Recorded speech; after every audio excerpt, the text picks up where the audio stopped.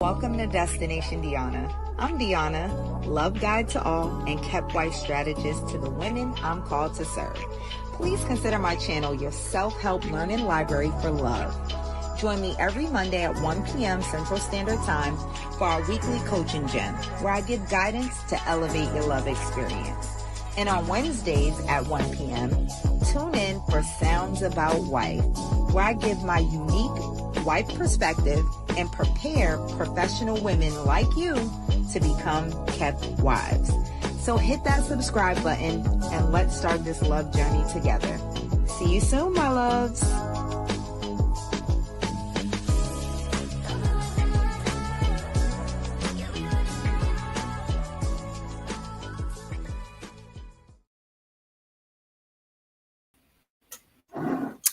Welcome, welcome, welcome. Hello. I am Deanna.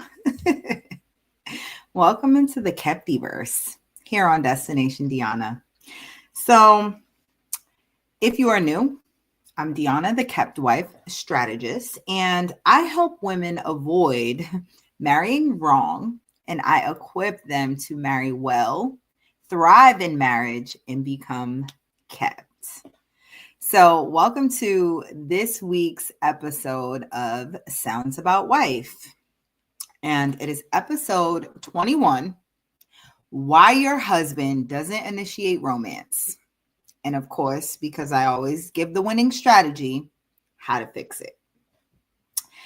So, I like to start off by giving a little background, sharing a little bit personally. And I feel like this kind of helps soften the blow sometimes. Like, it's a little bit easier to take advice from someone when you know they've lived through something, right? They have experienced it. They're not just speaking from nice to knows or observances. So when coming up with this topic, I literally thought about, I had to go back, obviously, because this is not something I'm dealing with now, but it's inspired by a lot of wives now starting to come to me and they're asking for very specific support. So I remember a time when I thought romance, it just came naturally, right? I felt like you have the spark, you're attracted, it's going to happen. Cool.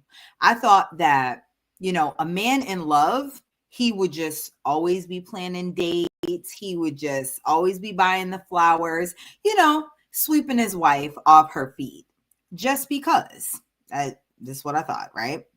But then real marriage happened, right? And obviously, I'm talking about previously, not now with my amazing keeper husband, but real marriage happened, right? And I had been through a period where he wasn't initiating. It was not romantic. And I'll just put it like this. It wasn't happening the way I thought it should, right? So what happened is I began to ask myself, like, what's going on? Like, is he really the problem? Or was I unknowingly shutting down the very things that I wanted from him? So that's what the lesson today is really going to be about, right? It's important because too many wives actually think that their husbands just kind of fell off, they stopped caring, or, they're just not involved. But in reality, their husbands stopped responding to the energy they were receiving, right? And here in the Keptiverse, romance isn't just a man's job, right? It's something that does flow naturally when a wife inspires it. So today we're actually going to be unpacking why men stop initiating, what actually makes them want to pursue, and how to bring back romance without begging, nagging, or feeling rejected. So we're going to have a good discussion today. For my note takers, and there's my keeper husband. Hi, honey. Hi, baby. I love you. Thank you for not inspiring this lesson. So today, for my note takers, now would be the time to get your journal, your pen, getting into the lesson, right? That is today's treasure. It's the core lesson. I have 4 points, 4 kind of mini subjects that we're going to cover today. So the first one, when thinking about like why men don't initiate, kind of digging into that. I see a comment. Hold on. I love you too, baby. So number 1 is men need a receptive atmosphere to pursue romance. Men need a receptive atmosphere to pursue romance. So what does this mean, right? Let's break this down. A man can't force romance. No. We have seen men force, sexual activities, but not romance, right? It actually thrives in an environment where he feels wanted, appreciated, and successful in his efforts, right? If he feels like his advances are met with either indifference, criticism, or rejection, he'll stop trying. And it's important to note that he can feel all of these things, and you may not be meaning or intending to do that. But nonetheless, if he feels that way, this is a blocker to him initiating. And when looking for scriptures, this is the one that came to me. So Proverbs 21:9, and this kind of supports the wholeness about atmosphere, right? And men being receptive. Proverbs 21:9, better to live on a corner of the roof than share a house with a quarrelsome wife. This literally shows that a woman's energy directly impacts a man's desire to engage romantically. So if there is an issue here, you definitely can look at how you are showing up. What is the energy that you're inspiring, right? And statistically, the Gottman Institute study found that men who feel emotionally supported and appreciated by their wives, they are 70% more likely to initiate romantic gestures. 70%. That's well over half. That is the majority of men who are initiating romantic gestures. It is directly related to how emotionally supported and appreciated by their wives they feel. That goes to show how much impact we actually have, right? Now, the second point is feminine currency. Feminine currency fuels a man's desire to pursue. Now, feminine currency, it is one of my signature frameworks. I teach this often, but in a nutshell, feminine currency is basically the way in which we pay for things, not actually paying for things, but it literally is our form of currency. So it is our affection, our appreciation, our respect, our vulnerability, our inspiration, our presence. Okay. That all fuels a man's desire to pursue. Let me break it down even further. And I have a comment. Hold on. Oh, hey, Christina. I don't think I've ever seen you on the live. Hey. One of my catties. So, yes. What's the explanation? So, romance isn't just a nice gesture, right? For men, it's not. It's actually their response to how they feel in their marriage. Let that sink in, right? Where you're thinking of the flowers, you're thinking of initiating dates, you're thinking of the thoughtfulness, all of those things. Well, To men, it literally is a response to how they feel in their marriage. And you can see this, right? You see the women that are well loved, well taken care of. It's because their husbands are responding to how they feel. The women are appreciating, they are affectionate, right? They are supportive. So their husbands are inspired to be romantic, right? When a woman consistently expresses appreciation and affection, she naturally inspires her husband to want to pursue her. And in pursuit of her, that's where the romantic gestures come from, right? So this should really encourage us. Look, and my husband says it's invaluable. This should really encourage us to master our feminine currency, because it actually is what will inspire more of the things we want, which is the romantic gestures, right? So the scripture here is Ephesians 5:33. However, each one of you also must love his wife as he loves himself, and the wife must respect her husband. I love this. We're not told to love them. We're told to respect them, because respect equals love to men, right? So respect and love are cyclical, right? When a man feels valued, he shows love in return. When a man is respected, he shows love in return. When a man is appreciated, he shows love in return.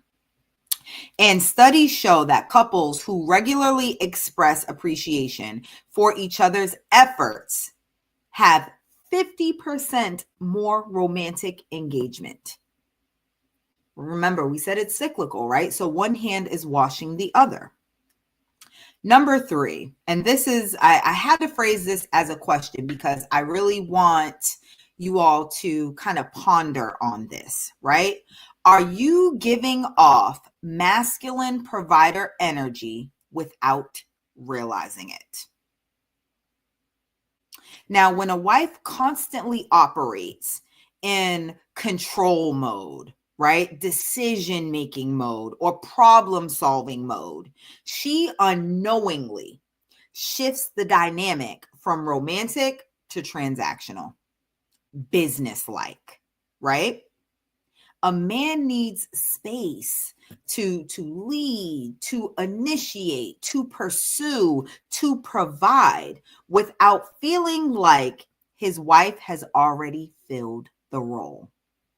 I talk about this often, and this is why I have Find Your Feminine. This is why femininity is built into everything that I teach, because when you are a woman and you are focused on embodying your femininity, you leave room for all of the masculine stuff. And guess what happens? Men are problem solvers. When something isn't getting done, they look to do it. The issue that we run into is women can get impatient. They want things a certain way, so they're trying to control the outcomes. So they start getting all in the man space, all in the masculine lane. And men aren't going to fight for that. They're like, okay, problem solved. She got it. We don't want that. We want them engaged. We want them solving problems. We want them leading. We want them protecting. We want them providing. So it's up to us to create the opportunities for them to do that and get out of their way, right? What's the scripture for this one? 1 Peter 3:4. Rather, it should be that of your inner self, the unfading beauty of a gentle and quiet spirit, which is of great worth in God's sight. So this lets us know, right? Softness and receptivity create space for a man to step into his masculine role. And statistically, in Psychology Today, a report found that men are 40% more likely to initiate intimacy with a partner who they feel needed. rather than one who is completely self-sufficient. So listen, no one is saying that you can't have your own, you can't do things for yourself, you can't be a capable human being, an adult. You absolutely should. But in a relationship or marriage where you are with a man and you want to inspire him to initiate, him to be romantic, him to lead and to provide, part of what makes that easy for him to do is when you're not doing it. Okay? When you're not doing it. So you have to leave space, right? Have some things for him to do. Need him. Be vulnerable in that way. Show him that you can depend on him. That is going to make him successful when he comes through for you, right? And then it gives you things to appreciate and to be affectionate about. And that's the cycle, right? That's going to get you all of the things that you want. Now, number 4, and this is my final point in the lesson. Men thrive on clear cues, not mind reading expectations, right? I've been so guilty of this in the past. Just expecting my husband to know things, right? Thinking that, well, I've shown you enough clues, all right? You should be able to figure this out. But men thrive on clarity, right? Many wives also, I found, assume that men should just know, right? That's what I was doing. I was assuming, right?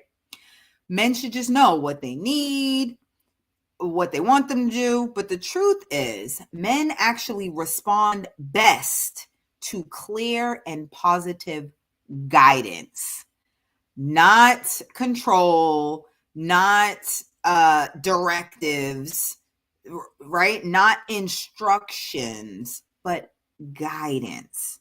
So let me give you an example. Instead of saying, you never plan anything romantic anymore, you can say something like, I love when you surprise me. It makes me feel so special. Which one of those carries an energy that you think a man would be excited to do something about? You never plan anything romantic anymore. Does that even feel like, yeah, I want to do something when you say that? Or when you say, I love when you surprise me. It makes me feel so special, right? A man that loves you, that wants you to feel taken care of and special and beautiful, he's going to perk up when he hears that, right? You're telling him something that you want and you're telling him how it's going to make you feel. So you're giving him incentive. That's guidance, right? That's feminine finesse. Okay. Now, scripture here is Proverbs 16:24. Gracious words are a honeycomb, sweet to the soul and healing to the bones. So your encouragement actually fuels action more than criticism or complaining ever will. And a statistic for that, a Marriage Foundation study found that couples who express specific positive desires rather than complaints are 60% more likely to see improvement in their partner's behavior. Right? So it's all about your positioning, how you're saying it, right? You want to be delicate. You want to use soft tones. You want to use positive language. You want to be encouraging, right? Now, the most important thing, and one of the things that I'm realizing is kind of like a superpower of mine is perspective shifting. So not only am I going to make you aware of like what the issue is, why it exists, and how we can, make sure that it's not impacting you, I give you the tools to see it completely different so that you can be open to the solution. You have to have a mindset shift before you can change your method. Okay. You have to have a mindset shift first. Yeah. 60% is pretty telling. It is, right? And you want to think 60%, that's more than half, right? You can kind of take these things to the bank, right? So, yeah. So here's our lens as Kepties, because we're not commoners. Commoners are the masses.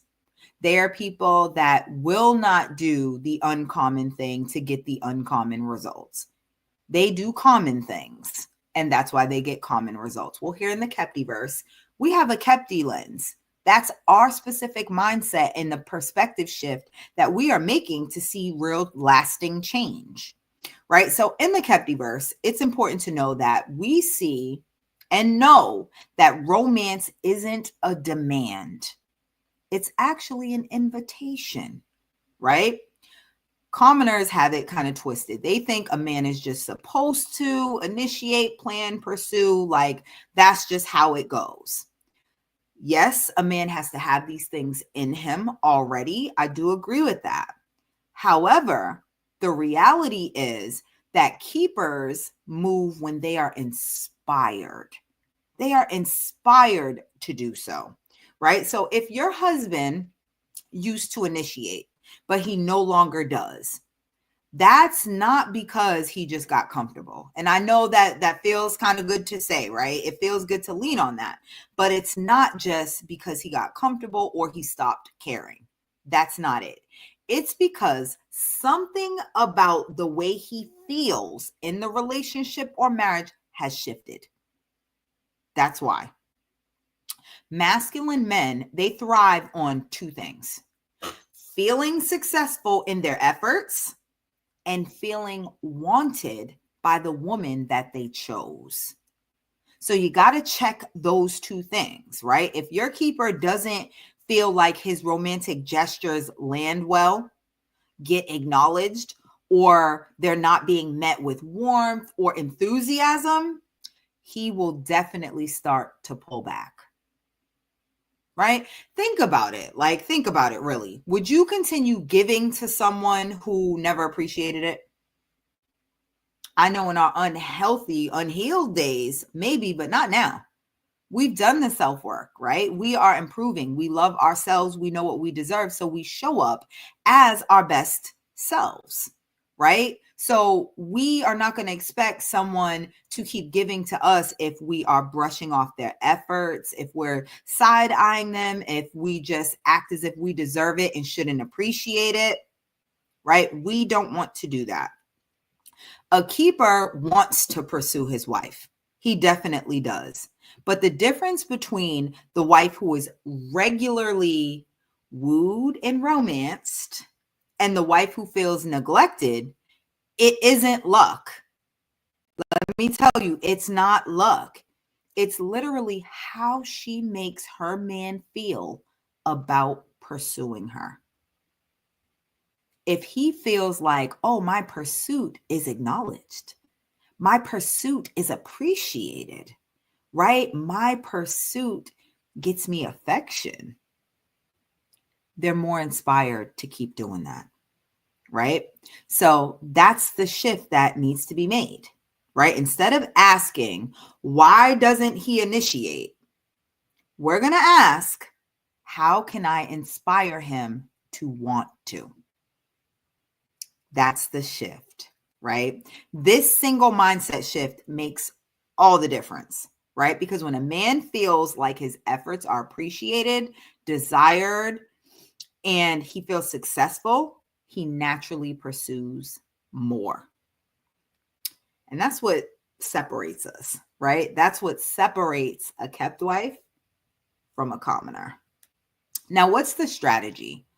Because I'm the kept wife strategist, I'm always going to give you a way to implement the lesson. So you know what it is, you know why it's happening, you know why it's important. Now I'm going to tell you what to do about it, right? And because I know that I have two audiences, right? I have my already marrieds, right? These are my women who are already married and they are looking to improve their marriages. They are looking to elevate in their role as wife. I'm going to talk to you ladies first. Okay. So here's the Kepti strategy for my already marrieds, right? This is going to be your practical tips that help you put the lesson into work in your life immediately, right? So for my marrieds, I have three things that you can do. Number one, Switch from criticism to encouragement, right? So instead of pointing out what he's not doing, we want to praise and reinforce the romantic gestures he does make. And I promise there's something, even if it's the smallest thing. Remember, we're looking to improve. We're looking to have more of something. So the way to have more of something is to be grateful for what you have, to manage what you have well. So make sure that you're looking for things to encourage him, right? Things that you can point out he did well and you appreciate it. Number 2, create receptive moments. So instead of waiting for him to initiate, set the tone. Set the tone. And by set the tone, I mean be warm, be affectionate, and be open to receiving romance. And number 3, give him room to lead. Allow him to plan without micromanaging. If he makes a suggestion, don't make a better one. Don't make a better one. Let me tell you, you need to encourage his leadership. And you even need to allow for mistakes. You need to allow for his methods. How is he going to develop as a leader if you're always jumping in, right? If you're always trying to co-lead. So give him room to lead. Again, even if it's not exactly what you would have chosen, this is an opportunity to appreciate the effort. Okay. Now, for those who are preparing, right? My aspiring Kepties, those who are preparing, and I see I got a comment. Let me try to get to it. Don't make a suggestion you think is better either. That's right, honey. All right, I'm listening. So for my Kepties that are preparing, right? I have 3 things for you as well. You are in the preparation phase. So number 1 is practice receiving, right? Get comfortable with letting men do things for you without correcting or controlling the process, right? Let them do things for you and just be appreciative. Acknowledge it. Number 2, express appreciation freely. So you want to start reinforcing positive behavior in all your relationships now, so that it actually becomes second nature in your marriage. Number 3, make romance a habit, not a demand. So instead of just expecting a man to just know, practice clear and feminine communication about what makes you feel cherished. Notice that's not giving a directive. That's not micromanaging. It's literally you just getting to know yourself, practicing your feminine communication, and being able to clearly talk about what makes you feel cherished so that he knows those things and can initiate them, right? He can take the initiative to do so. Now, that's your strategy. So I expect all of you to be doing one of these things at least this week. Put it into practice and come back to the video and leave me a comment. Let me know what you did. Let me know how it worked out. Let me know the difference that you see. And for those of you who are journalers, right? Every week that I do the lesson, I also meditate and I come up with questions or journal prompts for self-reflection. Self-reflection has been key for me. It has allowed me to be more self-aware, be more accountable, and that is what I encourage you to do. Now, my Kepti consideration, which is my journal prompts, it's only available to my subscribers on my Facebook page. So I have a subscription. It's literally only 99 cents a month because the point is I want you to get used to investing in yourself and investing with people that generously share with you. It's like a nice thank you, right? So if you are ready to reflect and you want these journal prompts, right? I invite you to become a subby. Go on Facebook, and go to Destination Deanna. That's my page. Click on the little subscribe button. There you go. Every week I give these journal prompts, and I also do a once a month Q&A just for my subbies. Okay. So listen, you have the lesson. You have the lesson. I've let you know how you can go even further, but I would like to make an invitation to my wives that are either on the live now or they'll be watching it later, right? This isn't just about getting your husbands to initiate romance again. Yes, we want that. But actually, I think it's even further. It's about resetting your entire approach to marriage, right? So that romance, connection, and leadership flow effortlessly, right? So if today's lesson hit home, then just imagine what could happen when you spend an entire immersive day focusing on rest, resetting, and reigniting the passion in your marriage. And where can you do that? Well, you can do that at the Kept Wife Experience. This isn't just another date night or weekend getaway where you come back to the same old patterns. That's not what this is. This is like an intentional reset where you're going to learn exactly how to inspire leadership, deepen your intimacy, and invite romance back into your marriage, but without chasing, nagging, or feeling frustrated. So if you're ready to say yes to putting yourself first in this way that will encourage more leadership from your husband, more initiation, more romance, you will love this. And you need to join me and 4 other women at the Kept Wife Experience. I have an exclusive date for my wives only. It's happening in Dallas, May 30th.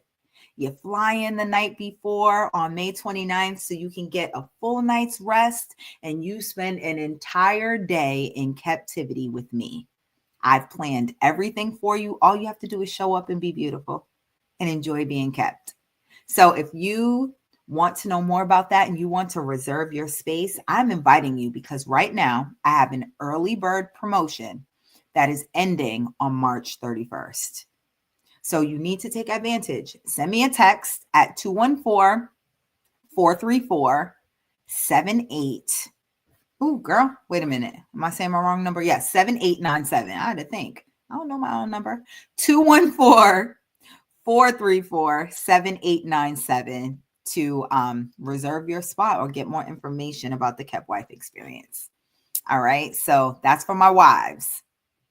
Come hang out with me. And in closing, the final thing to take from this lesson, romance isn't something. Ooh, did I spell it wrong? I did. I apologize. I got to fix that. I am a Virgo. I cannot allow that. Romance isn't something that you demand. It's something you inspire. So if your husband isn't initiating anymore, I want you to ask yourself, am I creating the space for him to pursue? Or am I shutting it down without realizing it? I invite you to shift your energy and watch the romance return. So thank you so much for spending this time with me and showing up for Sounds About Wife. Please remember that kept wives are prepared women, and prepared women have strategy. And if you want the winning strategy, you come to the Kept Wife Strategist. So I'll see you all next Wednesday, same time, 1 p.m. Central Standard Time for Sounds About Wife. All right. I love you all. Have a great day.